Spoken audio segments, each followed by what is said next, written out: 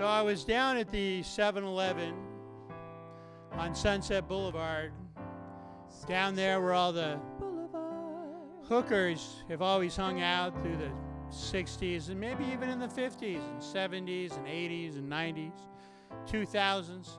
Now they've all gone onto the internet. And I got a Diet Dr. Pepper down there at the 7-Eleven.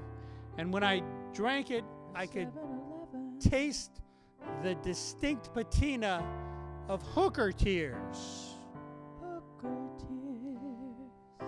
inside the drink.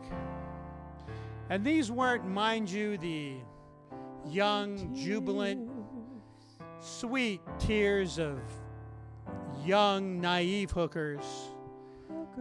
These were the old and bitter tears of ancient, sagging, wrinkled, sunburned hookers. Wrinkled from standing out there for too long in the sun. The tears running down their crow's feet, down too much makeup to hide the age, down into their lips, those little rivulets of, you know how people get their lips from sucking too much dick for too long, they get wrinkly lips out there on Sunset Boulevard, and they have those little wrinkles, and the lipstick runs up those little wrinkles into the, up towards the nose and down here as well, and the tears run down the turkey neck, down to the end of the sagging boobies, off the nipples that are pointing down instead of out.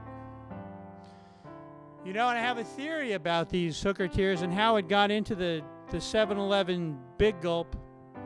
I think that, you know, at first I just thought it was maybe a flavor. You know, they have little flavor bursts you can put in there.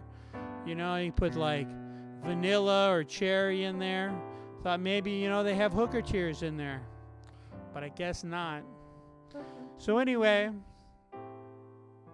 I think that all the tears from all the hookers on Sunset Boulevard have flown down into the sidewalk, and they've gone into a giant underground cavern underneath the 7-Eleven filled with hooker tears. And I think that these hooker tears are getting into the rusty old plumbing of the 7-Eleven.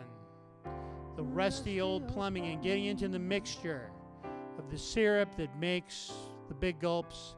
And that's why I'm tasting the hooker tears of all those women that came to Hollywood that thought, if I can just do this, I'll just do this for a couple more months to make my rent till my singing deal comes through, my record deal or my big movie deal comes through.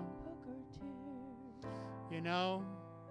But then 40 years goes by and they're still out there on Hollywood Boulevard, on Sunset Boulevard, selling their ass, crying hooker tears into my 7-Eleven Big Gulp.